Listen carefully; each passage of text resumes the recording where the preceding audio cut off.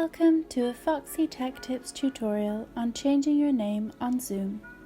If you find this video helpful, please consider subscribing to my channel and liking the video.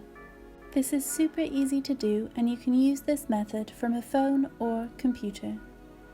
Open up a web browser and go to zoom.com and then sign in to your account.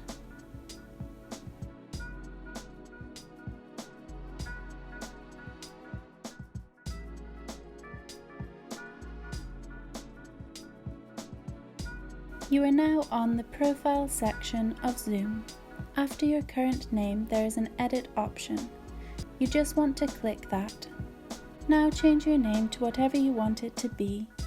As you can see, you can also add your company name and job title here, among other things. Scroll down and hit Save Changes. And that's it, your name has been changed. And that draws an end to this tutorial. Please like the video if you found it helpful and subscribe to Foxy Tech Tips for more Zoom tips and tricks.